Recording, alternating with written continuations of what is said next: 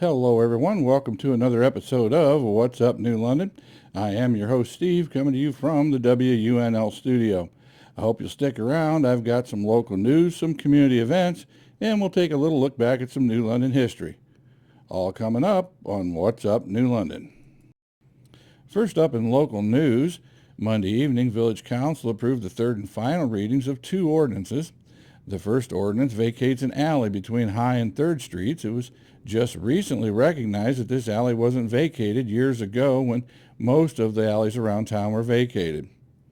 The second ordinance raises the rates for mowing in cases where property owners fail to maintain their property. If the village has to mow property in town, if they use a contractor for the mowing, the property owner will be assessed the contractor cost.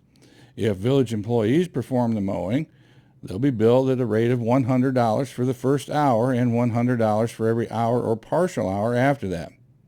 In any case, the mowing for any parcel will have a minimum charge of $100. Stick around for some community event announcements coming up next. And looking ahead in community events, remember this Saturday, July 15th, is the rescheduled date for the Varsity Cheerleaders Car Wash and Bake Sale. They'll be at the Amico station Saturday from 10 till noon, all by donation, and all proceeds go to the Wildcat Varsity Cheerleaders. Last year's return of the Miss Firelands Festival pageant was a huge success. It was great to have it back after 20 years. The Miss Firelands Festival pageant provides an opportunity for young ladies in our community to develop poise, confidence, show stage presence, enhance interview skills, and improve public speaking. Sign-ups for this year's pageant will be next Monday evening at 7 p.m. at the Recreation Park in the pavilion behind the Park Place. The pageant is open to any New London girls in grades 9 through 12.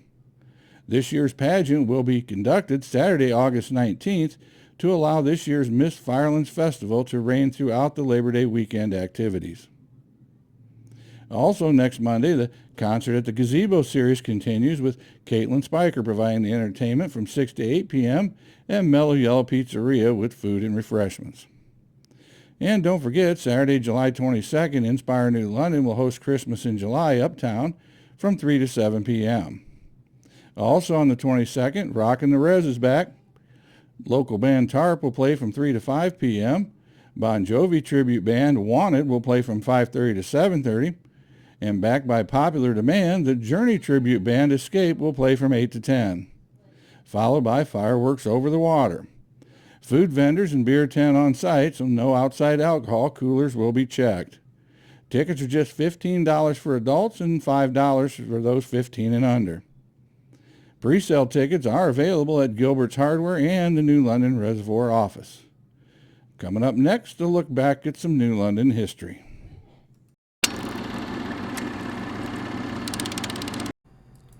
For this episode's look back at New London history, we're going to take a look at a building that occupied prominent place in New London for many, many years, the first of the brick block buildings as they were known downtown. These are the big brick buildings that were divided, at least on the first floor, into several different storefronts, much like today's strip malls. In 1867, Zelotes Barrett erected the first brick block of stores in New London on the northwest corner of Clarksfield and Rochester Streets.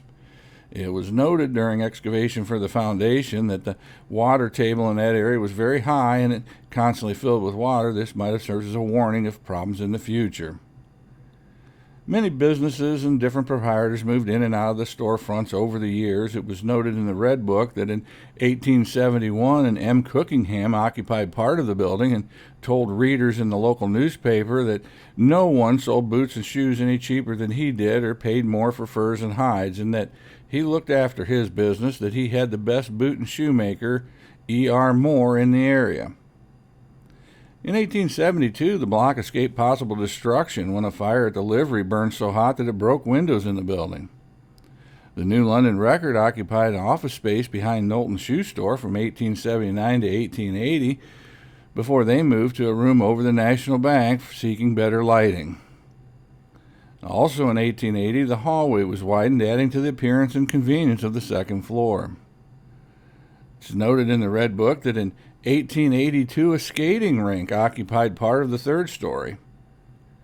Home to the fraternal organization, the International Order of Oddfellows, it's been said that their room was as neat as any order need be.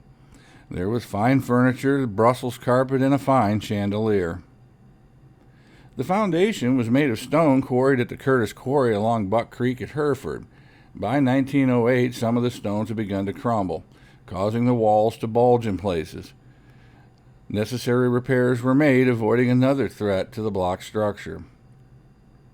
The block stood for over 100 years and was home to numerous businesses, proprietors, and popular local gathering places, including the Inn, Wonder Bar, the Hole, and finally the Pizza House.